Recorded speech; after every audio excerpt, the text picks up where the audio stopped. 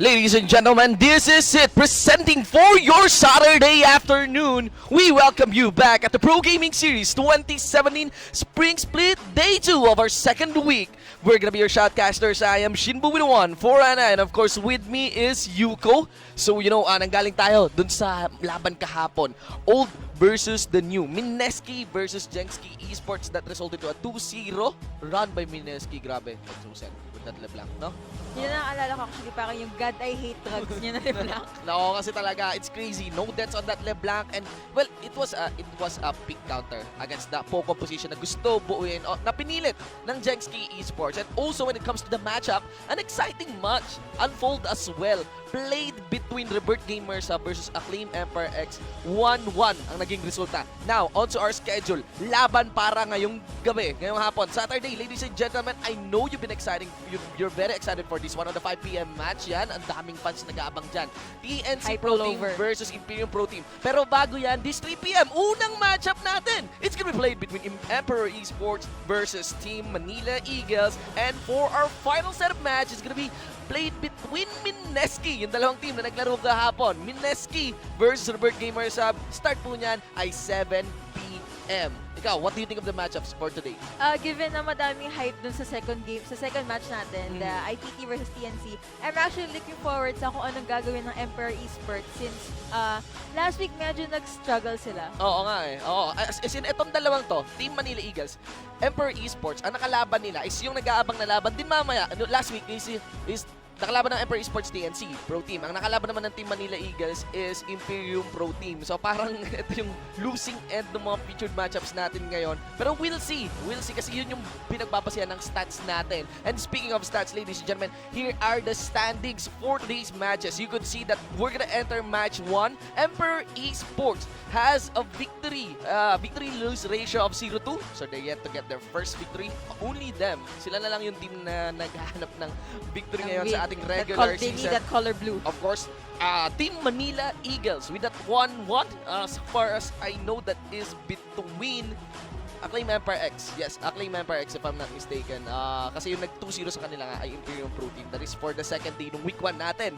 So, these two teams, they're on the lower end ng ating standings. Pero, still, both are strong. Actually, I find Team Manila Eagles, nakalaban lang nila Imperium Pro Team. Set to be one of the top tier teams ng ating PGS. Pero Team Manila Eagles overall is a good team, whereas Emperor Esports is yet to prove themselves. Pero, I want to see more plans from Emperor Esports. Kasi medyo na-choke sila last week. But then again, looking sa Team Manila Eagles, I want to see more action. Tas maganda yung kill participation nila as a group actually, looking into the stats. Team Manila Eagles. Team Manila Eagles. Yes, actually, parehas sila.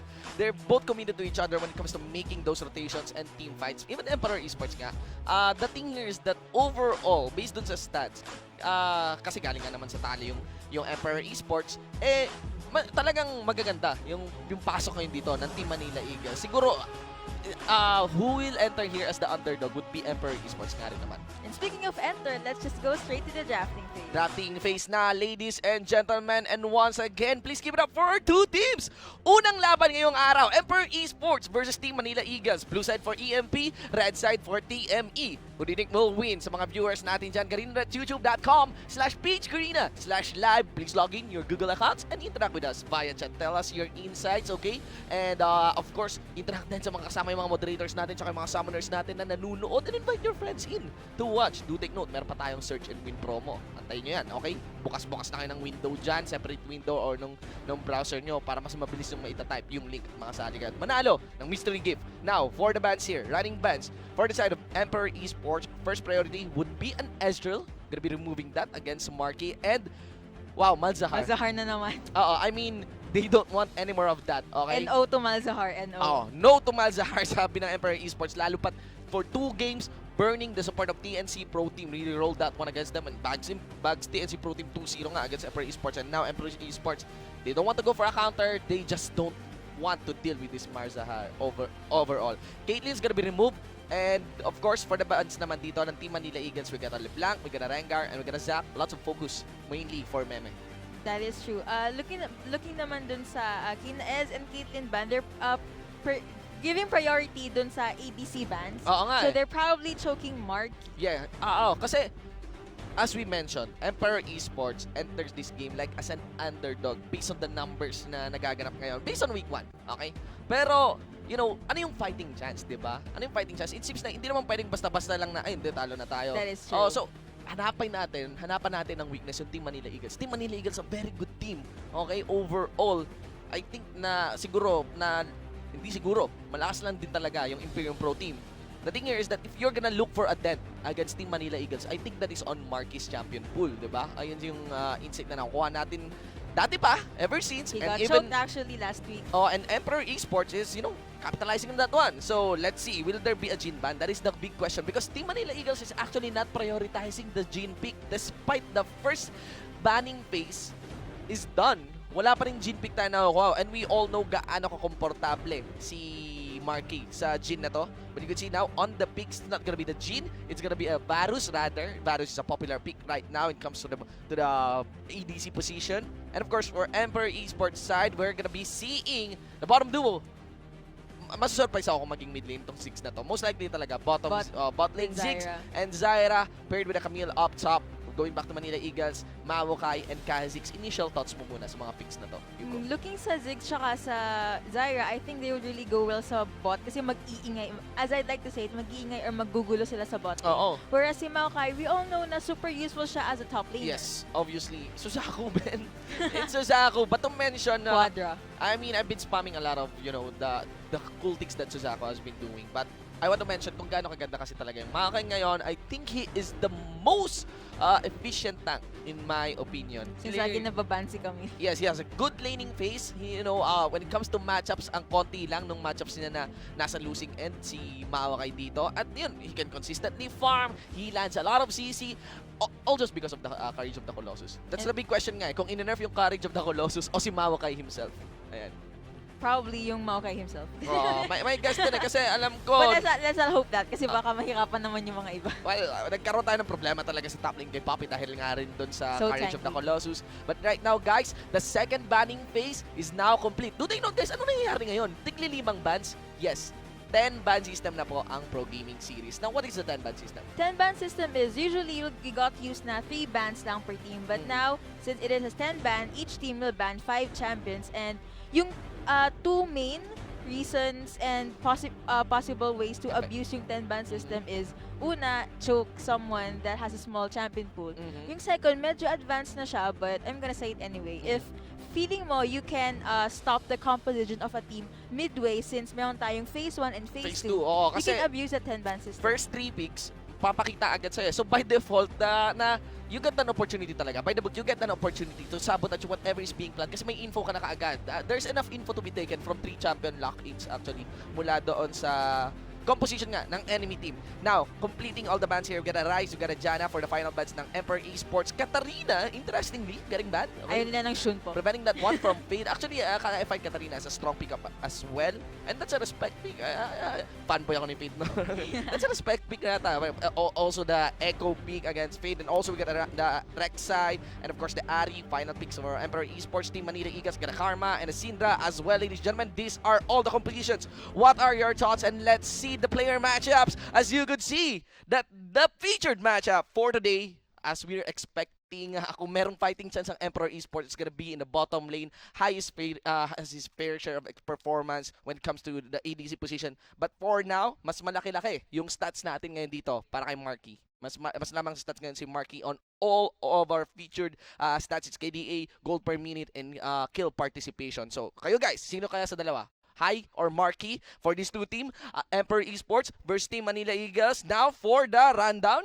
You will see sa Emperor, MJ for top and Meme for jungle, Fate for mid, High for AD carry, and Deuces for support. Of course, para sa red side naman, we have Team Manila Eagles, which is up top, it's Suzaku. In the jungle, it's gonna be Coops. In the main lane, we got Trevor. In the AD carry position, once again, it's Marquis. And for the support role, paboritong pro player ni Azurai, it's Shadow. Ladies and gentlemen, you could see the bans as well. Now, kayo guys, sino kaya? dito sa dalawang team na to. Sino yung nanood last week? Sino yung may idea? Last week nanood Share kayo. your thoughts sa chat. Oo, alam natin na etong dalawang teams na to, most of their games, if not all, for the side of Emperor Esports, natalo sila. Pero in terms of performance, sino kaya? Ikaw, Yuko, what are your thoughts? Actually, I've been looking more into Marky given na madalas siyang target. Again, because of his champion pool. But we could see sa stats earlier na he actually has great numbers. So it shows na regardless that the enemy team is targeting him, he's doing his best para makaalis sa bind na yon. Yeah, my curiosity is, like, for these 2-game series, anong call mo? Will it be 1-1, 2-0, of anything? Yeah.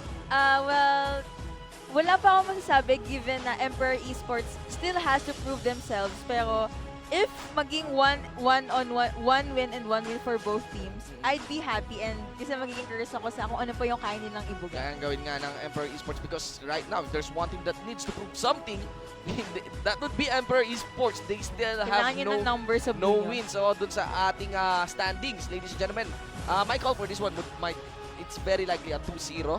Okay? Except that kung yun nga, I mean, based on the stats naman, it's, safe to say something like that. Kasi, these are teams, we're really evaluating them. But, let's see, kasi the strategy, the win condition that we're predicting para sa Emperor Esports is capitalized on Mark. Focus on the bottom lane side. Hai is a good ATC player, and maybe Fade, deliver Fade to the bottom lane as well. Really, win that bottom lane, and that could be baka nga, mag 2-0 pa nga in favor of Emperor Esports. Pero overall stats, right now, Team Manila Eagles comes in big for this game. And kayo guys, anong thoughts nyo? Ano kaya ang predictions nyo? 1-1 nga ba po? 1-1 nga po ba? 2-0 po ba? Sinong team? Emperor, Team Manila Eagles. The biggest shoutouts for the fans. Maraming salamat po sa pagsuporta nyo. Hindi lang sa PGS, kundi sa mga teams natin. That is true. Nakikita actually sa FB ko, ang daming nag-hype sa, hindi lang sa match 2 natin actually. Sa lahat ng teams, like they were giving support and meron ako nakita few na they were giving tips on how that player can help dun sa kalaban nila. It cannot be denied that the more popular matchup would be the TNC versus IPT. Pero I'm really looking forward for the Rebirth Gamers Hub and Mineski because seeing the performance of Rebirth Gamers Hub yesterday, improved talaga. Lalayo. Well, I'm looking forward. Ayun nga, kasi that is a statement na in 1 week, it's possible to really improve. It's possible to really gather all your things up, take a deep breath, concentrate, refocus, diba? Parang change mindset and, come back into the game big. That's one thing that can be done by Emperor Esports. I'm really still looking forward for Emperor Esports. I'm a fan of Fade. I'm a friend of Hai. Let's see, ladies and gentlemen, of course. And again, sa mga viewers natin, I would like to send a biggest shoutout sa mga employee summoners natin na naglalaro ngayon. I think Summoner Shift is happening right now. And by the way guys, ang patch na lalaroin po natin ngayon ay patch 7.1. Wala pang, hindi pa 7.2, Yes, of chill course. lang kayo dyan. Oo. And actually kung magka 7.2 man, the changes will be applied but we won't be using any Warwick soon. Kami kasi nakita ko din yung parang focus key work ang OP niya. Yeah, they How? say it's a dog Rengar. it's a dog Rengar. Pero my thoughts on Warwick is, ano bang pinago yung kit niya? Ano lang, in-improve. I'd say in-improve. What I like about the new Warwick is the fear. Tapos meron siyang shield na nakukuha. Ayun, that's really something new. Because the Infinite Duress is pretty much the same. Except that naging projectile siya. Yung projectile, that's true. Pero kung there's something really scary about that one is yung jump ng Infinite Duress. Diba? Na-extend yung jump, yung projectile ng Infinite Duress depending sa movement speed mo. And it's very easy to rack up movement speed on Warwick. Ladies and gentlemen, here we go. Dropping the discussion on Warwick, we dive in to the Bacchus Pro Gaming Series 2017 Spring Split Game 1 of today's episode for the match 1, Emperor Esports versus Team Manila Eagles. You can see here na, Nakagupan na. Oo, Team Manila Eagles. So goals early to. first blood ba to? Oo, yun ang malaking tanong. Pero, let's see, Wait. mapanganib to! Wait. Yeah, he is in range definitely of the Twisted Advance and it's an easy pickup against Hai. 51 seconds into the game pa lang din. First blood. You should expect that actually on a level 1 cheese, lalo na kung may Maokai. Na, kasi ganito yan yung running mindset, if you have a team which poses a lot of damage, example, a Varus, a Syndra, then you got a Maokai, it's a point and click. It's a sure crowd control. So ang ano nyo na lang, ang problema nyo na lang ay kailangan maghanap tayo ng lugar na makakahuli tayo kaagad. And yung pinaka-safe doon, at in a way, intuitively sulit, ay yung tri-brush sa bottom lane. Kasi diretso ka lang talaga sa baba, sa lane, punta ka sa tri-brush, most likely ang makukuha mo ay ADC pa, tsaka support. And look at that, right now, 4 assists on top of 1 kill as well. Nakuha dito lang dito. Easy kill and an easy first blood. Ganito ka-aga sa game. Actually, hindi ko na tanong sa'yo. Composition-wise, which team are you more leaning on? For the composition, I'm still leaning on the composition of Team Manila Eagles. Just because of Suzaku's Maokai. And right now, this is big. Wala maliit yan, pero isa sa mga core build ng isang Maokai would get a double Doran's ring.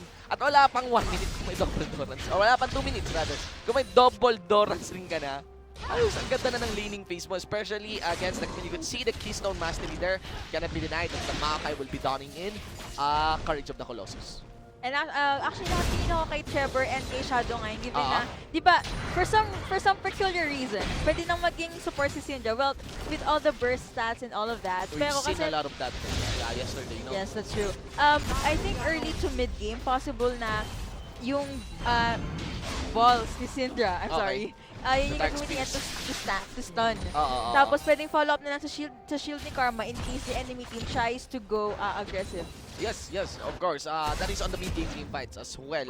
You know, mobility works really nice with Syndra kasi yun yung inherent weakness niya eh.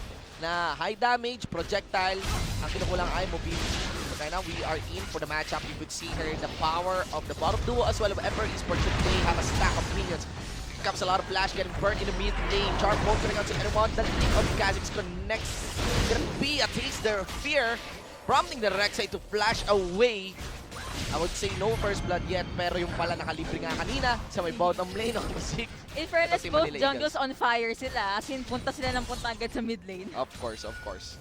Actually, I am kind of curious given na stats-wise, Meme has yet to follow up. Parang makipagsabayan kay Coops. But thing is, pwedeng sumama muna si Meme kay MJ and then they can target Suzaku. Yes. Right? Oh, that is a really nice point. I mean, Suzaku would be a hot target. Even though it's a tank early on, ang pinakamahinang Mahiyaw nga si Bakin yung Makoy.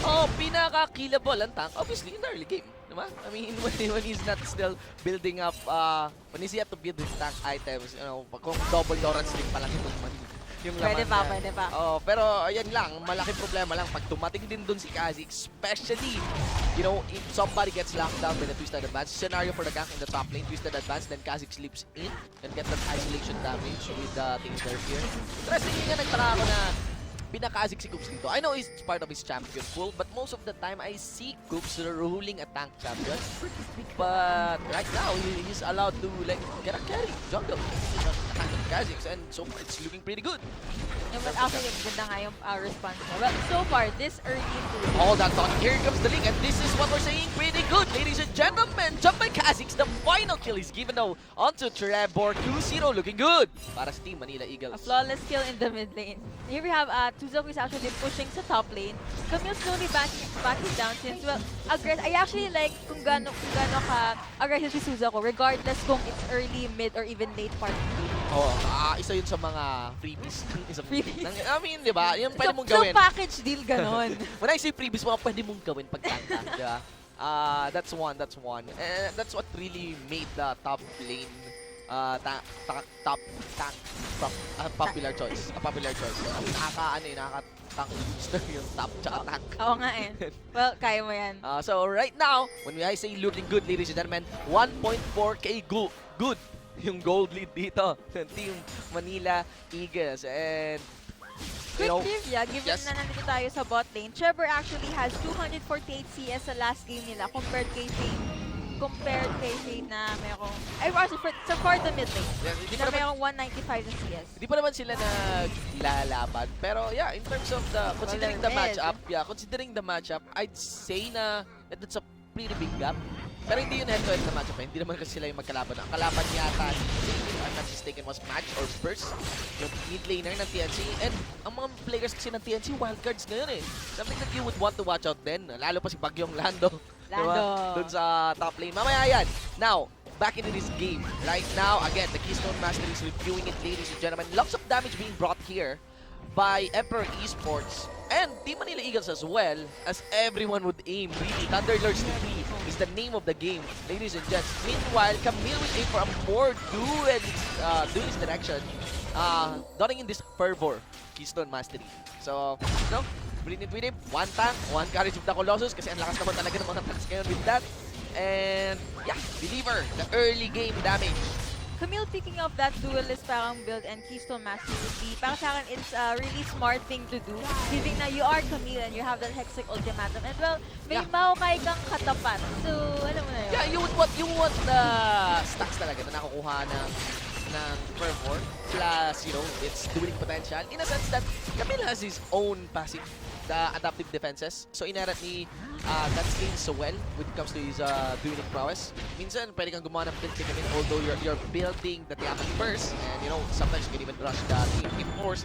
There are some builds that revolves around lifesteal, which works so nice. It scales really well with the true damage ng precision protocol ng Camille natin. Pero right now, that's not really the case. I'm really looking forward. Should MJ want to influence the other lane, I'm really looking forward to teleport plays because right now the mid laner and the mid lane and the jungle looks pretty good in favor of Team Manila Eagles. You could see the lead here by Trevor. He has a 1 minion wave lead against Fate. Good thing it's an Ari though, very manageable. What I want to see is the rotations really. Lalo pa na yung mga players natin dito, except minus the bottom lane duo, now sitting on the level 6 or above. Anytime, pwedeng magbabaksa ako ng ult yan. Yes, yun nga eh. And as we mentioned, it's very the focus of these ultimates will be used up in this bottom lane. We'll see guys, that is based really on the position and rotations of the jungle. Actually, I would like to give highlight kay Coops na Meme would kind of want to just put a leash on Coops. Kasi earlier, nakita natin na pagdalo niya sa mid lane, it was a really flawless kill to Fade. Yes, and overall, Alexei has nice talaga. Less conditional compared to the Kha'Zix. So, kung sinasabi natin na merong mas mataas yung damage ng counter-engage Kha'Zix, yes. Pero kung overall din talaga, in terms of map presence, control, in terms of spotting the enemy jungle, with your passive, that's why Rexa has been a popular pick in our jungle so far in the PGS, ladies and gentlemen. Nag-iingay na sila, so I think attention is kind of heating up. Yes, as I see here, you see that Meme and Coops actually leans on the lower end of the map. The next rotations could be, if you look, obserbahan mo kasi yung available jungle camps. Right now, the next jungle camp that would be available for Kha'Zix is the Rift Scuttler. Kung hindi man Rift Scuttler, it's gonna be a gank. Meme, the next available camp would be the Krugs. So, he will be rotating on this river. So that's one info, and that would prompt this these two top lanes to Suzaku be more aggressive because he knows that there is zero chance that anyone will be visiting him. You might see a top gank or isang at the first turret down from the top. Let's look at that. So, bola dito si Trevor making sure that he's stacking up enough Dark Spears if ever the combo should be used against Fate. I actually like yung paggagamit ng Force of Will given na you could just clear stuff sa lane mo parang look na lumapit sa akin. See, here comes the duo and Suzaku is in a really nice position but did not account for the hook shot that allows the Camille to escape, ladies and gentlemen. So right now, Emperor Esports, they're like dragging this game out and they're very comfortable in doing that. I've seen successful games with these players of Emperor Esports running that kind of playstyle. But right now, kita dito si Coops na nagde-drake. And there's a rotation to be done here by the Zyra. But will that be enough? Fade is trying to respond. Actually, 1,000 health, 700. I think the teleport is too late. Here comes the flash. Spike on Mounting Blake. No target from the Strangle Thorns, but still, Fade managed to bag in Coops. 1-4-0. Drake goes to TME though. Kasi yung Coops life though. Yes, and also, do take note that there will be a turret going down in favor of Team Manila Eagles should Suzaku be able to destroy this outer top lane turret. Malay natin yung plan pala yung parang kukunin ko yung Dragon tapos kahit mamatay ako tapos si Suza ko sa top lane magpupush siya ng Yeah. Ano yun panalo pa rin yun overall So na win-win. Team Manila Eagles because kanina yung 1.4k lead, it's around 3k na. Okay? 15 against 18. Visiting the itemizations here, you could see that these two mid laners won't be aiming for any duel. I want burst. I want to visit the other lane. I don't mind if I will not be able to target my enemy laner. Right now, nobody's picking up a Negatron Cloak. Parehas, nakatayo sa Morelio, Nomicon. And also, if you look into the itemizations of the jungler, Goops is really doing well when it comes to the 2 assists that he managed to bag in. Builds an early Warriors Enchantment, Skirmisher Saber, compared to the yet to be built jungle item ni Meme dito, which is the Tracker Snipe. Just because he, prioritizing the Yamat. That's one. Going to the mid lane, I think napaka-intuitive nga nung sinabi mo na they just don't want to stay on their lanes given na it's an Ahri and a Syndra. They would be really useful sa team fights with Ahri's Charm and Syndra's Dark Spears. Yes, I'm curious as well because sabi natin na ang featured matchup natin dito, Marky tsaka Hai. Pero ang kinuhang champion nga ni Hai dito is the Ziggs, which is a first for him. Pwedeng pre-practice. Obviously, may time naman para mag-practice. Pero I'm curious in terms of presence, yata and control, parang wala akong nakikitang value added dito sa Ziggs ngayon. Ziggs bottom lane ni Hai. Pero, may surprise siya. yeah, if there's one value added, siguro ito yon. Hindi pwedeng iwanan ng bottom duo dito ng Team Manila Eagles yung lane nila. Kasi sigurado, mababasagan sila ng Torre. Especially with the presence ng Ziggs. But right now, it's not really the bottom lane story, ladies and gentlemen. It is once again Suzaku. Suzaku na naman. You know, delivering the minion onto the inner top lane turret. Actually, we're not into the bot lane, but gusto kong bigyan emphasis nun na it's kinda smart na Hai got Ziggs kasi nga hindi pwedeng umalis yung Team Manila Eagles sa bot lane because Shadow in the last game is really known for roaming around. Ayun, yun naman pala. Okay? So, isang counter yon, no? Sige, Shadow, alis ka. Pero that means Emperor Esports should do well on the other lanes kasi it's just trying to be even lang sa bottom lane, not allowing Shadow. Kasi that means kung hindi nga bibisita si Shadow sa ibang lanes, it should be a given na dapat makalamang tayo sa iba pang lanes. Kasi hindi na nga tutulong si Shadow doon. So mas mataas yung chance na makalamang tayo sa ibang lanes. Now here in the bottom lane, do take note na namatay si Fade Dawn. On a full combo done there as well by Trevor in the lane. Camera swaps that in. Now in the bottom lane, that forced a recall on the bottom duo of Team Manila Eagles. I think the bottom duo of Emperor Esports would be wiser. Oh, they're not allowing the Karma to recall.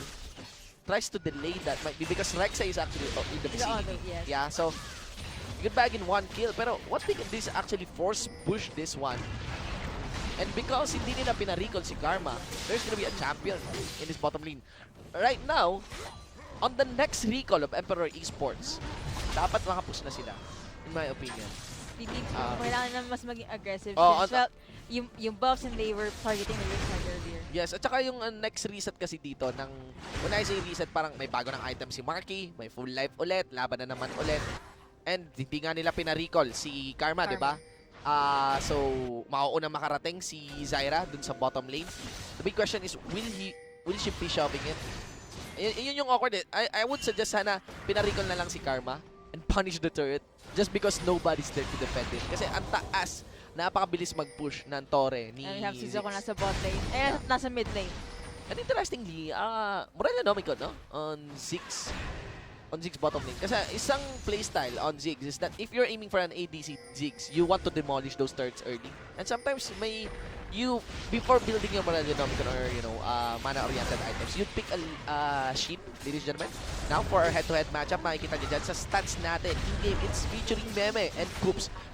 As mentioned, right now, based on the numbers nga, ladies and gentlemen, lamang na lamang lahat ng players ng Team Manila Eagles. But hey, it's just based on numbers and we will see kung ano yung gagawin ng Emperor Esports to counter that. Yeah, it's still anybody's game, despite the 3K lead here by Team Manila Eagles. Hopefully, for Emperor Esports na walang engage. They win the next engage. They definitely would want to win the next engage because on top of that, they can take any outer turret. It's very likely ang taas ng potential nila na makakuha ng objective should ever they win a skirmish. Hindi lang outer turrets, kasi available pa ngayon. Also, the Mountain Drake. Let's see. And Meme, along with Fate, taking down that mid lane tower. Yes. Nagpupush talaga sila sa mid ngayon. They're aiming for a push, pero that is the first time they managed to scratch that mid lane turret. You could see kung gaano pa kahaba yung buhay ng mid lane turret dito. Although, technically, that's the thing as well. So, Zaku, after pushing after pushing the top lane, parang, di ba? Nanahimik muna siya. Nanahimik muna siya eh. Parang hindi niya na-influensyahan masyado yung ibang lanes. Yun din kasi DRP yung, daw kasi muna. oh, yun din kasi yung ina-anticipate eh, ng Emperor Esports. Probably, you know, the teleport of Suzaku. This is very dangerous. Pwede mag-teleport dito si Suzaku. Okay, again, shoving the top lane despite being able to destroy the outer top lane turret that will leave a lane to farm, a free lane to farm for the Camille. And right now, she's doing it. Because of that, ang dali nakahabol sa CS ni Camille. Actually, successfully build up Trinity Force. And just na nakita natin, bumalik na si Suzaku sa top lane. Oo. Probably noticed that CSP. So, in a way, parang walang chain objective na nakuha dito yung Team Manila Eagles after taking the top lane outer turret. Kasi yun nga eh, like, napush mo na yung outer top lane turret, dapat meron ka sanang lane na bibisitahin. I'm not sure if dined-delay nila yung game or are they looking for better itemizations. Yeah, or timing maybe. Timing for the teleport then. It's very dangerous then, of course, to force something, especially against the Zyra, especially against this kind of firepower and kill potential na nanggagaling sa mga skills champions dito ng Emperor Esports. Still, steadily, in terms of gold, the lead here falls into the hands of Team Manila Eagles. Even though na-shove ni Suzaku yung top lane, every time na may naiipon na wave si MJ, madaling na-clear ni Suzaku. Now here comes the duel time. Duel time, ladies and gentlemen. Pero doon na-realize ni MJ that he's winning it through damage. No pre-village! So let's see, will he be winning that one flash out by Suzaku, knowing that there's no more gap closers coming in from MJ. That is clearly a statement. Clearly that Suzaku may want to think twice before engaging against MJ. But in this mid lane, you could see Rek'Sai receiving all sagos dito ng ating Syndra. Ultimate by the Ziggs. Follow up with the Spirit Rush of this Ari. Plus the Struggle Torch. Emperor Esports is going big. Ladies and gentlemen, it's gonna be Shadow going down. Under turret though. The mid lane, the outer is destroyed. Still, Emperor Esports is looking so good. Lots of damage getting mitigated here by Suzaku. They're gonna take a good time really to destroy this Maokai and clip through him. But you know, hook shot lamang, akyat puno. Attack on Titan mula kay MJ, and in the end, it's a 3-for-1 exchange. Emperor Esports will go for a third trade of 1-for-1.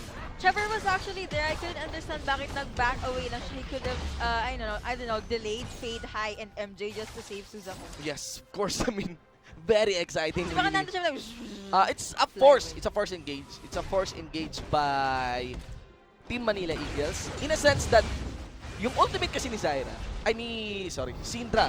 Yung ultimate ni Syndra nagamit kay Rek'Sai. Of course, it's a kill. oh, okay. Well, Pero that did they- cost them their mid lane Oh, tower. they committed to a tower dive, part of. They committed to a tower dive without putting a -1 doon sa backline man lang ng Emperor Esports. Should it be na ang nakasalo at ang namatay mula doon sa unleash power ni Syndra is not attack like Rek'Sai? Siguro kung si Fade yon, panalo sana yon, yung tower dive na yon ng Team Manila Eagles. And I think that's why they got baited. Thinking that we can win this one. Alam namin that we have the numbers advantage. Patay si Rek'Sai pero yung skills kulang at yung Tori mismo kahit maikli lang yung health. Positionally, that serves as the tank for Emperor Esports. Earlier, nakita natin na Karma was cleaning wards into River. They want those buffs and just, you know, go push and go all out as it needs. Yes, you can Kasi see nakita ko, I'm actually curious kasi kanina naggrupo-grupo sila.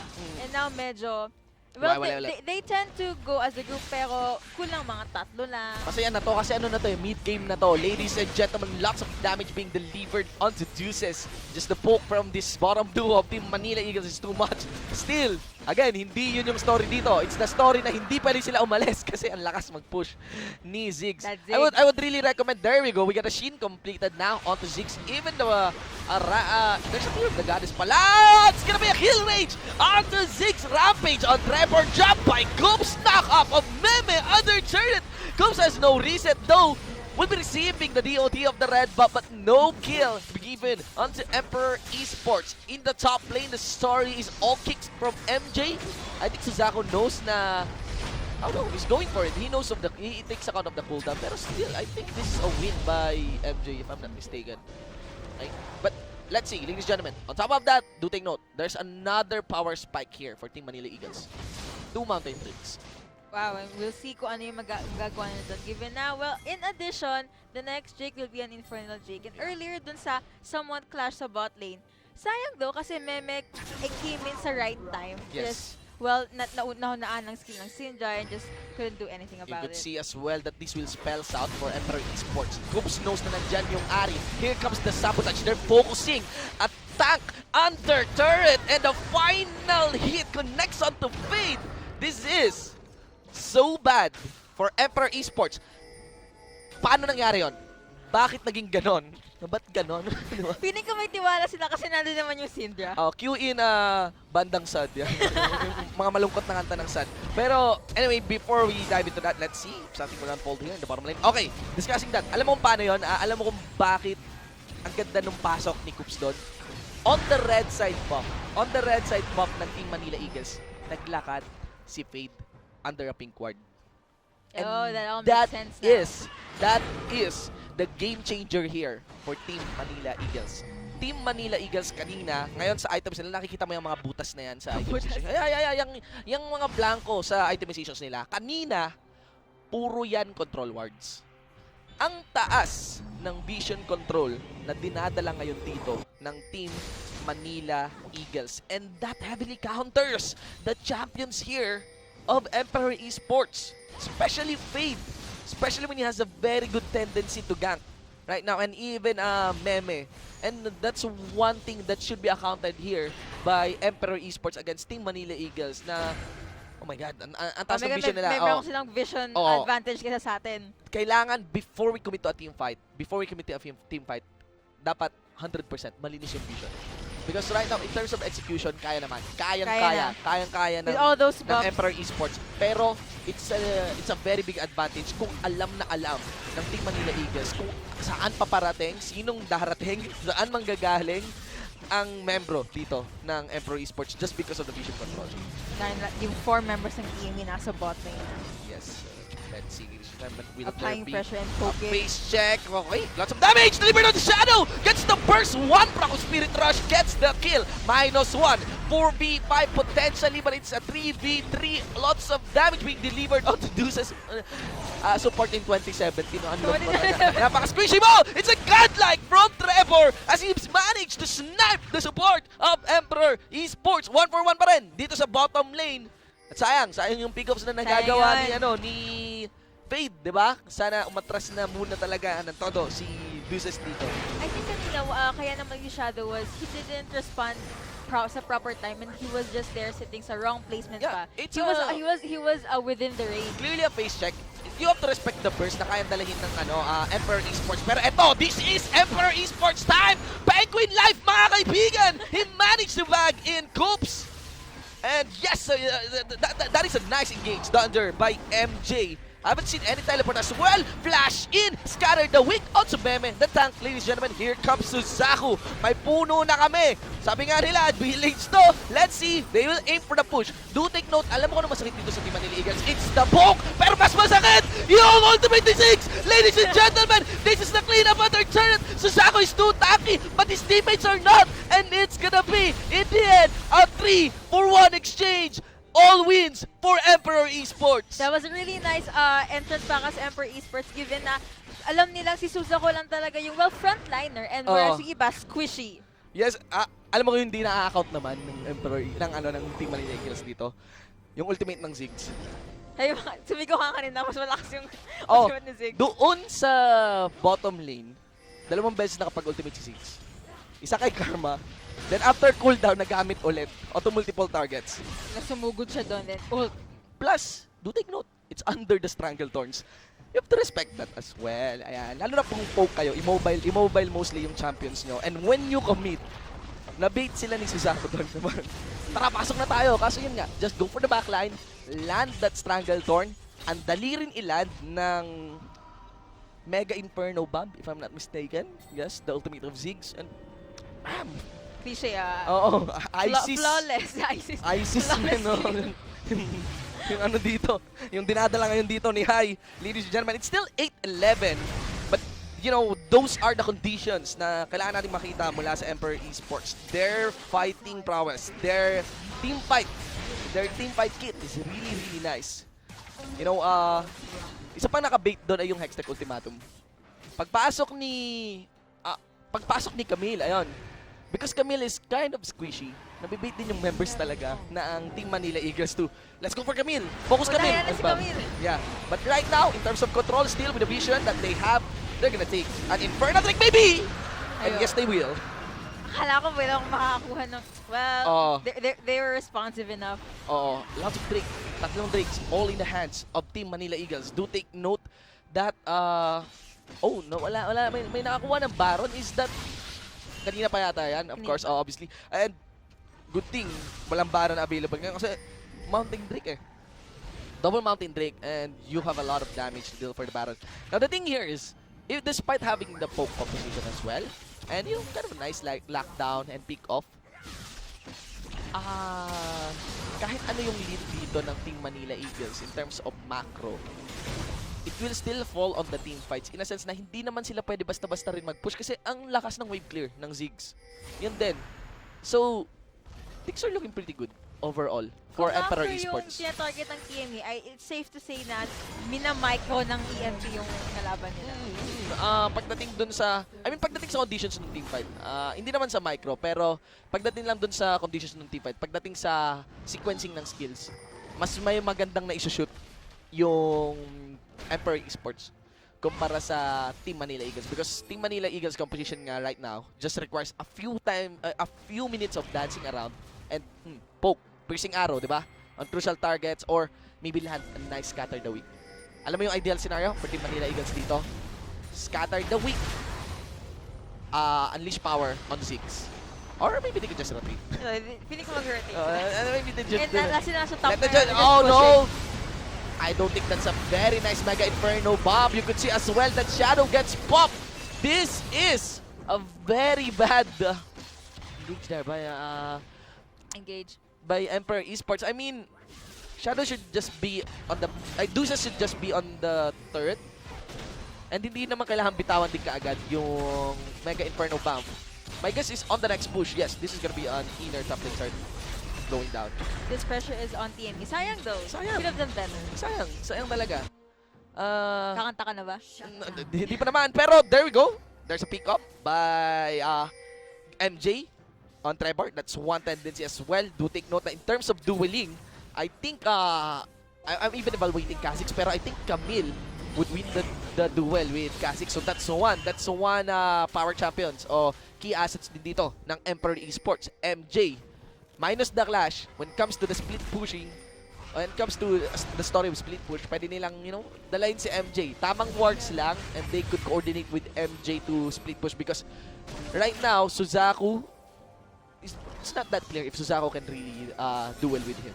Camille right now is looking really good. But with this kind of itemization, Negatron Cloak, it seems that Camille won't aim for any split push. She might be aiming for joining those team fights. Or maybe just fully give a hard time for Cinema. Let's see, ladies and gentlemen. That is really nice. Targeting that top tower. Grupo-grupo na sila ngayon. Kanina akala ko magkakash sila sa mid, but no. And, this is a tweeted battle for the Baron. Right now, in my opinion, mas equip ang Emperor Esports. Ang Team Manila Eagles. Just because they have a lot of control wards to be delivered. Pero that would be for another time just because of the Scuttler then. Rip Scuttler secured by Emperor's Esports. But hindi naman kailangan porsyento ng Team Manila Eagles eh. May Rip Scuttler yung Baron, wag tayo tumambay dyan. Let's just put down our wards or let's try to take control of the blue side jungle muna ng Emperor Esports. Ano sila yung naman? Well, isa pa sa mga things na napansin ko is they could go 4 or 3 members all out in sa group and they could leave 1 or 2 people pushing sa bot lane kasi there's still a tower. Yeah, there we go. That is the setup that they're planning. So, blasting cone surprise kung sino man. Blasting cone surprise. Kung sino man yung kung sino man yung magdede-ward ng dalawang pink ward. Nice. Yeah, that's one. Na lang sila. Or actually if you take the Baron by the back, hindi ka kita nung Rip Scuttler na ward. Pwede yun eh. Ginagawang technique yun against the the the team that secures the Rift Scuttler, and there we go. You can see that hindi kita yan ng Rift Scuttler, ladies and gentlemen. If we lock in the Fog of War, hindi po kita yan ng Rift Scuttler, especially there's the control ward, denying vision doon sa side ward na nakalagay sa Baron. Ladies and gentlemen, Team Manila Eagles, composed of veteran names, really saying that we can do this. This is how professional players play.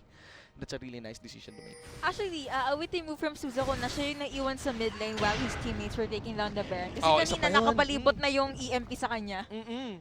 Wait. Wow. So playing the mind games in terms of macro, seriously, this is Team Manila Eagles. The Eagles, man. The Eagles, man. Oh, really soaring through Summoner's Rift and doing well when it comes to outmaneuvering itong Emperor Esports. Well, mahirap naman talaga makipaghabulan at makipag-ikutan sa Agila kung ikaw ay isang penguin, ganyan. Medyo, Malay mo, kaya mo naman. pero it's, play by the numbers, And this is Emperor Penguins for speaking. Parang, magkaiba yun. Akala mo, mahalaga yung species ng mga penguins, ladies and gentlemen. Penguins are life. Right now, things are looking pretty good for Team Manila Eagles. They have a poke composition. They managed to pick up lane as well. Now they're gonna take an inner mid lane turret on top of, do take note, two mountain drakes. So, in terms of pushing, in terms of sieging, this might be the game for Emperor Esports. Now, what can be done is, again, a miraculous setup of Strangle Thorns and Mega Inferno Bomb. Going back sa sabi mo earlier was yung dalawang mid lane na they don't care sa duels. They're more on the team fights. Tama ka, given na nakita natin si Trevor, kanina pa siya sama sa mga teammates. Yeah, and this is what I want to mention. Sabi ko nga, I'm not sure if Suzaku can really do well with MJ, and early with the adaptive defenses, MJ is just gonna clip through this Maokai. Nasibak niya ang puno. Attack on Titan. Yeah, Attack on Maokai. Yung ginagamit yung 3D maneuver gear sa mga puno, ladies and gentlemen. And it's time to teleport. It's time, ladies and gentlemen. Let's go. The signal has been called for Emperor Esports to initiate against Team Manila Eagles. Only 4 members are remaining. It's a miss out. And guys, andon yung Mega Inferno Bomb. Oh my God, sayang. Malaking sayang. Ang layo pa nung agwat. Oo, malaking sayang, ladies and gentlemen. Kasi, yun na yung signal eh. Ang ganda nung initiate ni MJ, follow up lang. Had it been there's a Rek'Sai tunnel there, pwede sanang nakapunta agad si Rek'Sai and also disrupt the members of Team Manila Eagles. And you could see how Team Manila Eagles play this really nice. Rotate, iwasan yung initiate ng Camille because they know that they will lose. Camille will just buy time for his teammates to arrive. Pero on top of that, take home muna tayo ng Infernal Drake. Kunin na muna natin to bago tayo Bago umuwi, bago na mag-regroup, text na lang, ganyan. Nag-uwi pa ng Infernal Drake pabalik. Kasi yung signal doon, clearly, fallback na. Wala si Suzaku, hindi makaka-teleport. Gumaw na yung top laner. Gina eh. Sapul na eh. Probinsano na si Camille doon. Tapos parang, wala. Still, hindi pa rin naka-follow up. Again, kailangan lang huminga ng malalim dito ng Emperor Esports. They still, just a miraculous setup. They will win. Let's see, ladies and gentlemen, something's being forced here by AMJ. Procs the Guardian Angel. And here we go. Here comes the follow-up. 2 members of Team Manila Eagles already getting shot down. Let's see, ladies and gentlemen. They have no lanes to worry because inhibitors are still available. They might be able to bag in 2 turrets or maybe open up a lane against Team Manila Eagles. Memo won't be tanking the inner mid lane turret. Gonna wait for the minions. He's gonna tank it though. Okay. Tank it nevertheless. Oo. Just gonna wait for the minions maybe. But let's see. Again, you have to respect. Kahit pa double mountain drakes to, meron kaming Ziggs, ladies and gentlemen. The mid lane inhibitor turret will be destroyed. The momentum of the Emperor Penguins, ladies and gentlemen, bags leads them 2 turrets and all of the mid lane to be opened against Team Manila Eagles. A flawless attack from EMP. Masabi ko, penguins na naman dahil sa'yo. Kasi ang galing, like, dalawang magkasunod na tower and Suzuko was just lurking down sa base. He couldn't do anything. Ano yan, nasa branding yan. Kinonsult ko yung kay Gio, kay Coach Arctic.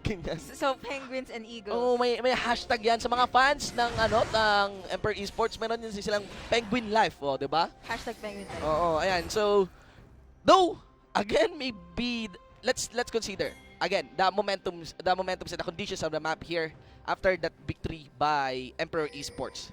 Yun nga yung kinahinayang ko na hindi pumasok kaagad basta-basta si Camille kasi may Guardian Angel siya kanina doon sa Infernal Drake. So, right now, the thing about this team fights getting won by these two teams doesn't necessarily bag them an edge to be said na sila na yung panalo sa game. Kada team fight would just result to, kada team fight nakadepende dun sa death timers kung sino mananalo. Pero right now kasi, pagdating kasi sa pro stats, ang lamang, Team Manila Eagles. Pero pagdating dun sa kit, when it comes to team fights, there's just these specific conditions that they don't really fail that much. Naglimiss pa rin yung mega inferno bomb ni Ziggs. Pero that much to execute. And yeah, should they ever execute that properly and closer to the base, lalo pa open yung inhibitor mid lane, they're gonna take themselves a win.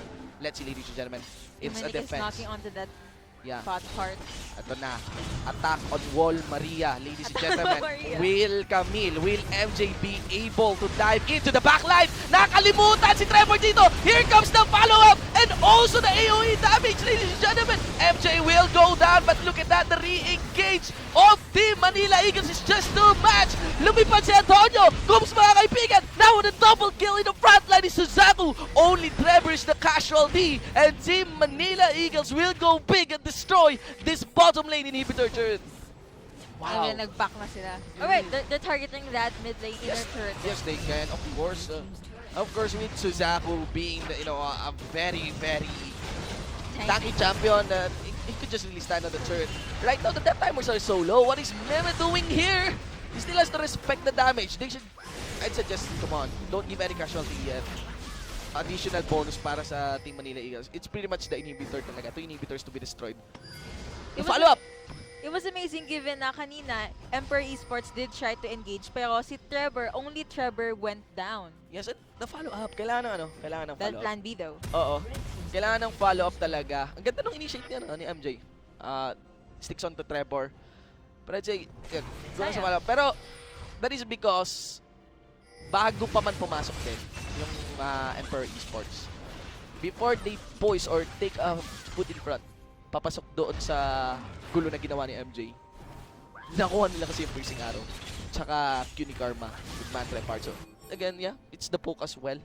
That's, one of the best defense is the best offense right now. And that is done by the bottom duo here of Team Manila Eagles. If we look into the itemizations, ladies and gentlemen, you could see as well that the Guardian Angels are up for these 2 junglers. Do take note that I think it works really well. It works really well for both of them because they can really disrupt. Minus lang na si Coops, he can kill.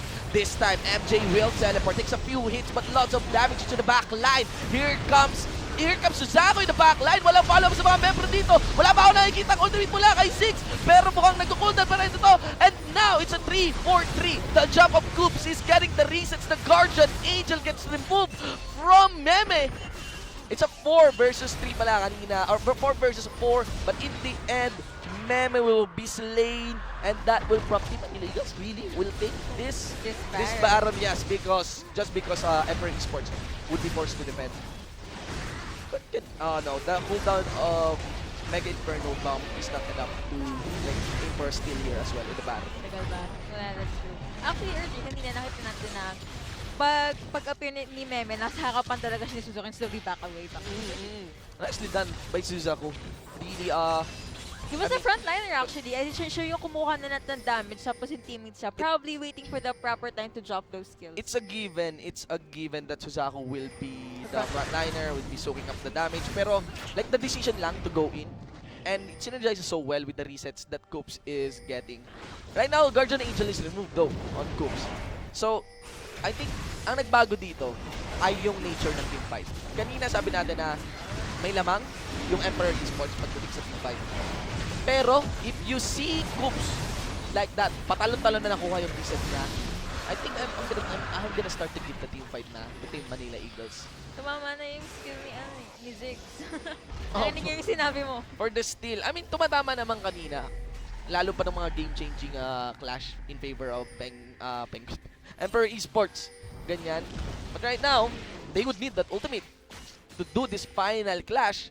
Because ladies and gentlemen, this Look at all those buffs. They have that poke, they have that damage, they could just go all out sa base. Okay, so gentlemen, na-unlock na nito lahat. Ladies and gentlemen. Lahat ng pwedeng alawa sa labas na Oh, tingnan mo yung mao kayo kasi laki yung tore. Ladies and gentlemen, red turret being destroyed by the minion. Now, the siege is to be done here. We are speaking to Mountain Blades, and this is gonna be the final stand of Emperor Esports might be. They're doing a good job though. As you can see, the backline receives lots of damage from the Mega Inferno. Bam, the backline. MJ is gonna be flanking. Two members, Trevor, Marky is gone. Lots of damage removed from Team Manila Eagles. The Guardian Angel would allow MJ to re-engage. Still, Emperor Esports would have to rebuild their base. And that will take a number of times. Pero, gotta commend yung pag-defend nila. And they're really close to touching the nexus at biglang peer, push. May na-realize na ako sa sinabi ko kanina. They have to rebuild their base. What if may champion sa LoL? Clean it lang. Tapos kaya niya mag-rebuild talaga ng, hindi Azir, pero inhibitor. Kunyari ganun. Kaya niya mag-repair ng turret. Ayan, no? Parang support. Kung naisip yun. Pero parang grabe na yata. OP na ko. Parang bagong mechanic na yun ng LoL. No? Lalo mo naguguluhin yung meta. Magiging strategy. Curious lang ako. Like, when But I say, that is possible. kasi right now, pag nabasik na yung inhibitor mo, iiyak ka na lang. Ano ka lang, well, iiyak ka for a time. Nasa ka naman sa oras. Oo. Pero, ayun, what if may champion lang no, na kaya mag-rebuild, mag-repair ng inhibitor? Something like that. Fix it, Felix. Sa 2027. Tayin natin yan Yabang, ang tagal ng LoL, no? Yung naka-confident talaga, no? Well, why not, diba? So far, it's, one of the most successful games in the world, ladies and gentlemen. So, and we got the streaming rights being bought for the next 7 years. Clap, clap! By Disney. Anyway, back into the game.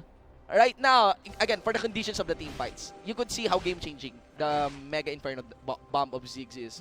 And this is a matter of this. Ang weird kasi nito eh. Kung ano yung champion ng kabila, meron din sila. Like, meron kang Kha'Zix na lumilipad, may Camille, diba? Oo, tama. And there's also attack in the form of Rek'Sai. Just that, overall, in terms of damage mitigation, because Suzaku is doing a really good job. And, ayun din timing din kasi ng Vengeful Maelstrom. Isa sa win conditions dito for team fights ng Team Manila Eagles is, in the instance na maglagay nga talaga si Ziggs, ng Mega Inferno Bomb, Vengeful Maelstrom gives added durability for his allies. Ayan. Okay, so ladies and gentlemen, our map has toned down, and yes, you could see a lot of our players right now are sitting on a 6-core item build na. Okay, mostly item lock na po yan. Okay, Happy Chinese New Year. Happy Chinese New Year. And so, it's cute how parang kahit ang daming buffs ng TME, kayang-kaya, EMP could still just take them head on. Yes. As long as of course, as a team sila. And ever since, simula pa, like, I think good 20 minutes ago, this all falls on team fights. Right now, inhibitors are available for Emperor Esports. It's a big question, if will they really take the fight near the inhibitors? Because losing an inhibitor, retaining an inhibitor is as good as getting a win in a team fight. Kasi, high risk. Yung lane nyo, hindi nyo na paproblemahin para sa next team fight. And kaya naman eh. What I'm curious is this one. It's a pick-up comp and a pick-up maneuver by Team Manila Eagles. Discarte, mga kaibigan. Wala na kailangan mag-farm. Kasi ako OTW pa lang. Wala na kailangan i-farm. Ang malaking tanong dito, nagkukulang kasi sa blue trinkets ngayon. Emperor Esports for this phase of the game. Pero kasi din, ayan, diba? Nag-blue trinkets na. Mad props! Clap, clap! Mad props! Nice job, Hai. Malaki yun. Game-changing yun, Paano kung nag-base check yun? Could be the game. Could cost the game. Ganon, guys, ka-valuable ambition. Okay? kung meron ganong masamang balak yung kabilang team, isang ward lang, you know, and that will save your team. Wards win games, but right now, as I've mentioned, Emperor Esports, they really did decide to take the fight near the inhibitor. The problem here is that wala silang Nexus turrets, and now clearly they lost that lane, and they're getting pokes. They should not allow. No. Let's see, ladies and gentlemen. The Mega Inferno Bomb has been used. But rather, it's going to be the flank by MJ. Team Manila Eagles would expect that one. MJ's now gone. 4v5. And the jump of Coombs is getting the reasons. Won't connect the Straggle Torch. And I think this is the game. As Mem is the only one surviving. Namatay na. Nabuhay ulit. Guardian Angel, salamat. And ladies and gentlemen, in an instant, that's going to be Team Manila Eagles' victory against Emperor Esports. First and last ace of the game. Grabe, ganun lang. Ganun lang talaga kabilis. Oh, like, especially, item lock na yung dalawa, di ba? And, you know, it falls onto the team fight. The moment na nakita ko na lumipad yung Mega Inferno Bomb, na hindi ganun kalinis. Yes, actually, napansin ko nga na, well, once Ziggs dropped that ult, biglang, walang masyadong damage, and then, the enemy team be like, okay, ito na, push. Oh. Sunod-sunod na.